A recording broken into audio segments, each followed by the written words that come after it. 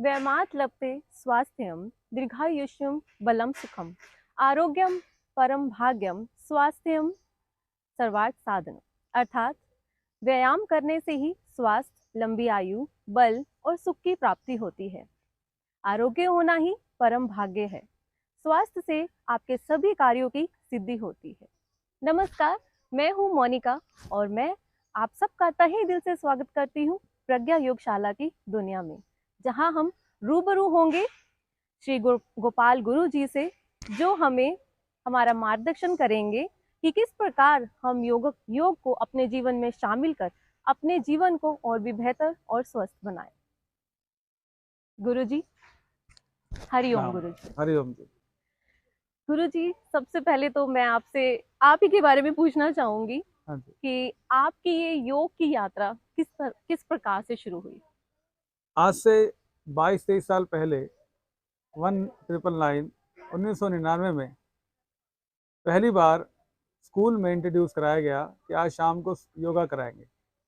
उससे अच्छा। पहले क्या हुआ कि मोनिका जी, हाँ। मैं जब सुबह उठता था तो मेरे पूरे शरीर में दर्द होता था, तो मैं रोता था कि ओह। मम्मी कैसा शरीर है, मैं तो नहीं रहना। मेरी अच्छा। गर्दन ऐसी मुड़ गई थी, वापस मुझे सीधी करनी पड़ती थी। हम्म। तो मैं भी बहुत तंग आ गया था, बहुत सारे डॉक्टर से दिखाया भी सही, तो कोई इलाज नहीं कर पाया। हम्म। तो ऐसे ही मैंने एक दिन शाम को जाके योगा ज्वाइन किया, और योगा जब हमारे गुरुजी ने, श्री सुमित शर्मा जी ने हमें शुरू करवाया, हम्म। तो उसके बाद पता नहीं क्या हुआ, 15 दिन में ही मेरी सारी दिक्कतें ही ठीक हो गई। गर्दन वाह। भी मेरी सीधी हो गई, शरीर में दर्द रहना बंद हो गया, और मैं बड़ा खुश हुआ। तो मैंने इसको अपने जीवन में एक संकल्प के साथ मिला लिया कि मैं प्रतिदिन योग करूंगा। बहुत खूब सर, बहुत। उसके बाद फिर मैं योग सीखता रहा 2 साल, फिर गुरुजी ने कहा आप सिखाओ, मैंने फिर सिखाना शुरू किया। 2001 से मैंने योगा सिखाना शुरू किया। बहुत सारे पार्कों में लाखों लोगों को मैंने अब तक योग करा चुका हूँ, और बहुत खूब। बहुत ज़्यादा अच्छे तरीके से, और बहुत लोगों के दर्द, बीमारियां ठीक हो चुकी हैं। अभी भी बहुत सारे लोग मिलते हैं, गुरुजी आपने इतने टाइम पहले कराया था, आज हम पूरी तरह स्वस्थ हैं। फिर मैंने 2007-8 में अपनी एजुकेशन पूरी करी, एमएससी किया, फिर बीएड किया, फिर योगा के बहुत सारे कोर्सेज किए, एक्यूप्रेशर के बहुत सारे कोर्सेज किए, रेकी, ऐसे बहुत सारे मैं पढ़ता रहा। फिर मैंने अपनी एक संस्थान खोला। तब तक मैं योग पूरी तरह सिखा रहा था सुबह के समय। फिर मैंने अपना संस्थान खोला 2012 के आसपास, प्रज्ञा योगशाला के नाम से, और तब से परमात्मा ने हमारा साथ दिया। उसके बाद हम 1, 2, 3, 4 ऐसे हम बहुत सारी ब्रांचेज अब खोलते जा रहे हैं। अब हमने एक आश्रम भी खोल लिया है, जहाँ पर लोग आके रहते हैं और अपना स्वास्थ्य हमसे प्राप्त करते हैं। और ऐसे ही मेरी जर्नी बहुत आगे तक है, हम बहुत आगे तक योग को ले जाना चाहते हैं। बहुत खूब, बहुत बढ़िया। गुरु जी, तो आपकी यात्रा को देखकर हम ये कह सकते हैं कि दुख के बाद का सुख और वो सुख सिर्फ आपने अपने तक ही सीमित नहीं रखा, हाँ जी। वो आपने सब में बांट भी दिया। हाँ बहुत खूब, जी। बहुत सुंदर। हाँ जी। हाँ जी। बस ये मेरा मानना है कि जो आप दोगे प्रकृति आपको वापस देगी। तो बहुत मैंने अगर सुंदर। अपना स्वास्थ्य लेना था तो मैंने लोगों में बांटना शुरू किया, और आज मैं भी पूर्णतः पूरी तरह स्वस्थ हूँ। बहुत सुंदर। हाँ। तो गुरु जी, अब आजकल हम देखते हैं कि योग वैसे तो बहुत जरूरी हो गया है कि हमें अपनी दिनचर्या में इसको शामिल कर लेना चाहिए, पर काफी लोग ऐसे हैं जिनको अभी भी इसके बारे में बहुत अच्छे से ज्ञान नहीं है, शायद कह सकते हैं ज्ञान से वंचित है। तो वैसे तो बहुत सारे विषय हैं मेरे पास बात करने के लिए, लेकिन जो सबसे ज्यादा आज की समय में जरूरत हो रखा है वो एंग्जाइटी। तो इस एंग्जाइटी से निजात पाने के लिए हम हमें ऐसे क्या कदम उठाने चाहिए। सबसे पहले तो मैं गुरुजी आपसे ये पूछूंगी कि एंग्जाइटी है क्या। बहुत से लोगों को मालूम ही नहीं होता, पता ही नहीं होता कि वो इस चीज से सफर कर रहे हैं, वो इस चीज को फेस कर रहे हैं। तो ये है क्या गुरुजी? देखिए, मोनिका जी ने बड़ी अच्छी बात पूछी। आजकल हम ये देख रहे हैं कि तनाव, एंजाइटी, डिप्रेशन, ये ऐसे हो गया है कि जैसे हर घर के अंदर एक मरीज आपको इसका मिल जाएगा। या तो वो ट्रू। हाफ एंजाइटी में होगा या फुल एंजाइटी में होगा। ऐसे हम्म। मरीज हमें बहुत ज्यादा मात्रा में देखने को मिल रहे हैं, और ये आज हमारे विश्व के लिए बहुत बड़ी चुनौती है। मैं आपको बताऊं, एक सर्वे के हिसाब से 274 मिलियन पीपल्स इस समय एंजाइटी के शिकार हैं। ये ओह माय बहुत गॉड। बड़ा नंबर है, सही में। और हर 4 में से एक व्यक्ति को एंजाइटी है, और हर 4 में से एक व्यक्ति को एंजाइटी है, और हर 3 महिलाओं को, महिलाओं में स्पेशली ज्यादातर सही एंजाइटी सही होती बात है, है, बिल्कुल सही बात। हर 3 महिलाओं को 4 में से एंजाइटी है। आप देखो ये कितना विस्तार अपना कर चुका है। बिल्कुल। तो तनाव एक्चुअल में होता क्या है, ये आपने एग्जाम्पल के लिए, कोई उदाहरण के लिए, कि आपको कोई काम दिया गया और आपको कह दिया गया कि 2 घंटे में ये काम हो जाना चाहिए, या 2 दिन में हो जाना चाहिए, या 5 दिन में हो जाना चाहिए। हर एक का अपना अपना शरीर है। बिल्कुल बिल्कुल। तो आपको वो दबाव दिया गया, वो दबाव थोड़े टाइम के बाद तनाव बन गया, क्योंकि वो समय धीरे धीरे कम होता जा रहा है और आपका काम अभी पेंडिंग है। तो ये मैं एक एग्जांपल देने की, समझाने की कोशिश कर रहा हूँ। तो वो तनाव बन गया। अब वो तनाव जब लंबे समय तक बना रहता है तो वो एंजाइटी बन जाता है। और सर ये तो आज की अगर हम देखें तो शायद नौकरी पेशा जो लोग हैं, हाँ, चाहे वो अपना व्यापार भी करते हो, हाँ जी, हाँ जी, तो हाँ जी। एक टाइम सर्टन पीरियड में वो सब फिक्स रहते हैं कि फिक्स मुझे इस रहता टाइम में ये काम कर ही लेना है, है, ये तो ये कंप्लीट करना। हाँ, ये हाँ, जो इस प्रेशर टाइम, में सभी है। हाँ, टाइम ड्यूरेशन जो हमें मिल जाता है, ये जो लंबे समय तक तनाव बन जाता है तो वो एंग्जाइटी बन जाती है, और जब एंग्जाइटी बहुत लंबे समय तक रह जाती है तो वो डिप्रेशन बन जाता है। तो ये अच्छा। तीनों एक दूसरे से बढ़ते हुए जाते हैं। अगर किसी व्यक्ति ने तनाव को हैंडल नहीं किया तो वो एंग्जाइटी बन जाएगा, और अच्छा। एंग्जाइटी को हैंडल नहीं किया तो वो डिप्रेशन। डिप्रेशन। डायरेक्ट कभी भी डिप्रेशन किसी को नहीं होता। जो मैंने अपने जीवन में पाया है कि डिप्रेशन तक कौन व्यक्ति पहुंचता है, जो योग नहीं करता। सही बात। प्रतिदिन योग करने वाला व्यक्ति तुरंत अपनी एंग्जाइटी ठीक कर लेता है और बड़े आराम से कर लेता है। क्यों? तो एंग्जाइटी, डिप्रेशन और आपका स्ट्रेस, ये तीनों इंटर रिलेटेड हैं। बहुत बहुत अच्छे से आपने इसके बारे में हमें जानकारी दी। हाँ जी। तो गुरुजी आप ये बताइए कि अब ये तो पता चल गया कि इसके कारण क्या है। हाँ जी।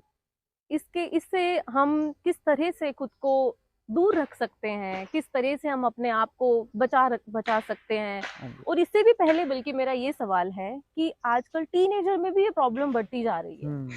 तो बिल्कुल अब आने वाली जनरेशन को इस चीज के साथ देखते हुए बिल्कुल अच्छा नहीं लगता। बिल्कुल, आपकी तो बात बिल्कुल ठीक है मोनिका जी।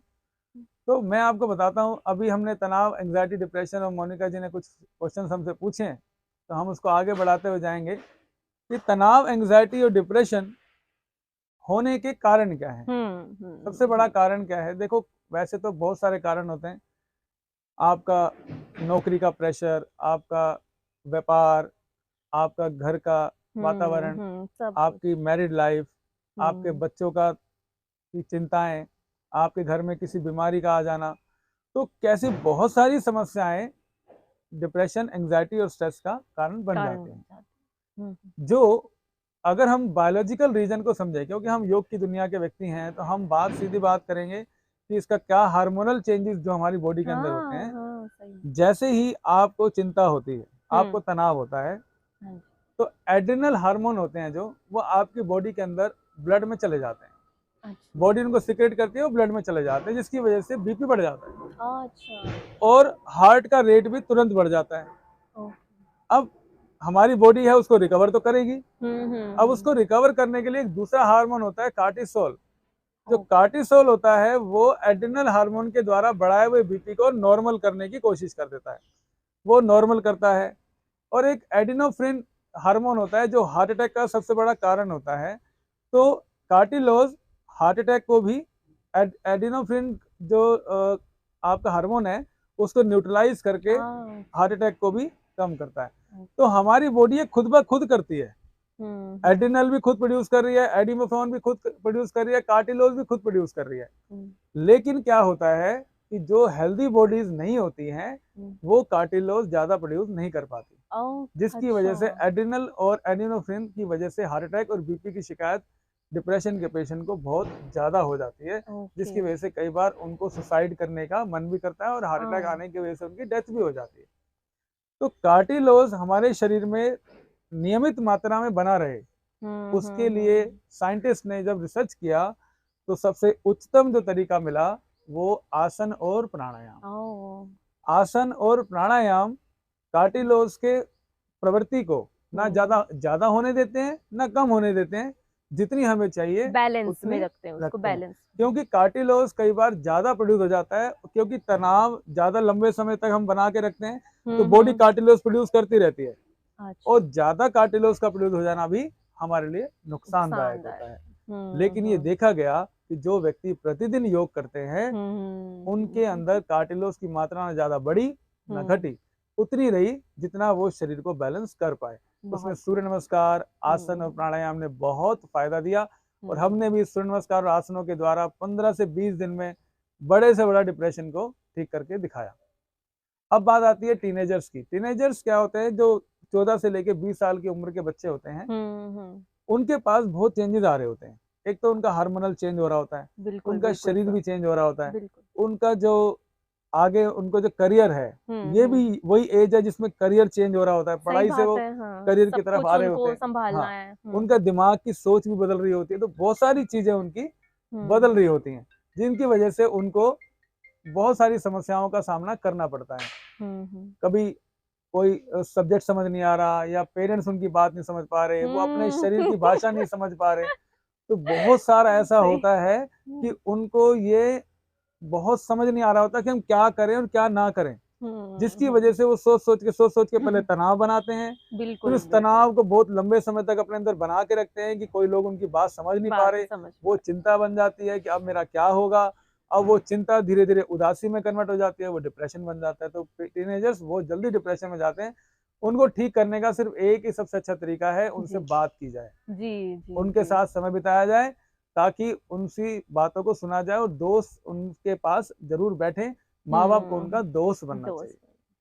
गुरुजी, आपने तो एंजाइटी, डिप्रेशन और इन सब के पीछे पीछे पेरेंटिंग का भी एक छोटा सा आपने गुरु मंत्र दे दिया। बहुत सुंदर, बहुत सुंदर। ये शायद हम आजकल के जितने भी पेरेंट्स हैं सबको ये मान लेना ही इसमें समझदारी है कि अपने बच्चों को बदलते समाज के साथ किस तरह से उनके साथ आप मेल जोल, आपसी मेल जोल बनाकर चले। बहुत खूब।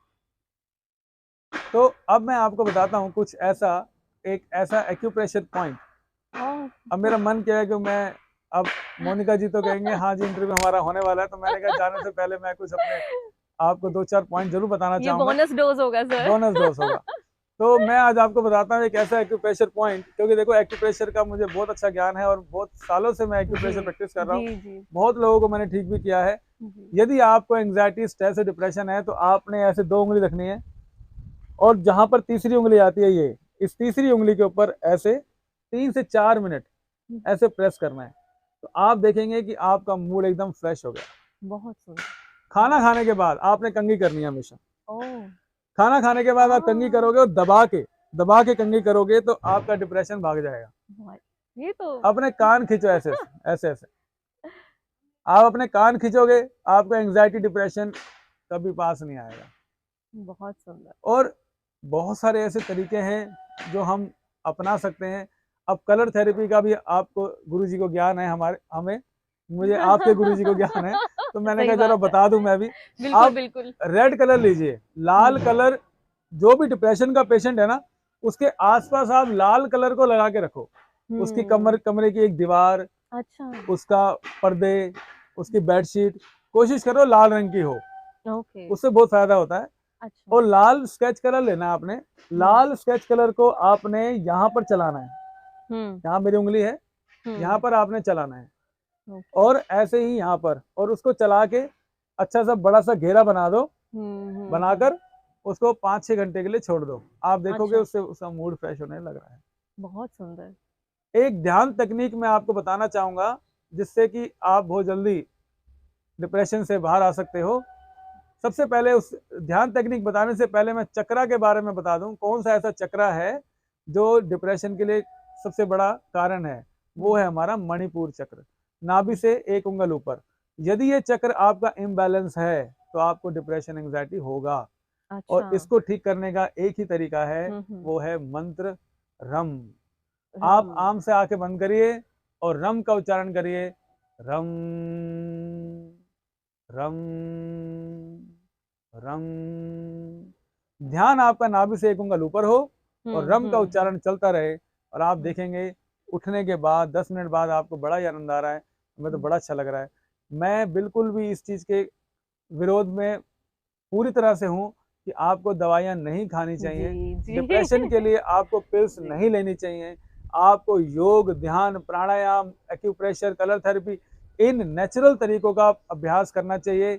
हुँ। और भी मैं आपको बातें 2-4 बताना चाहूँगा जिसको हम कह सकते हैं कि आज का मेरा गुरु मंत्र। हाँ। मोनिका जी पूछने वाली थी, मैंने कहा मैं पहले बता दूँ।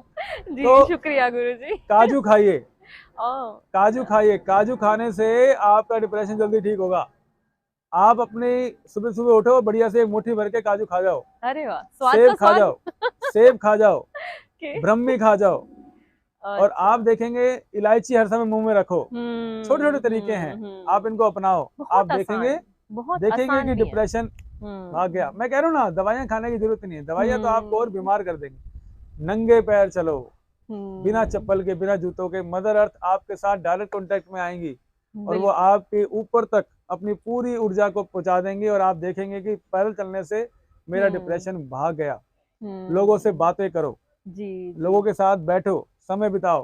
हुँ, अपने कमरे के अंदर लाफिंग पिक्चर्स लगाओ, जो हुँ। जिनको देख के आपको हँसी आए। जी, जी, आप जी। ऐसे लोगों के आस-पास रहो, जो बहुत ज़्यादा हँसते हैं, हुँ, बहुत ज़्यादा बोलते हैं।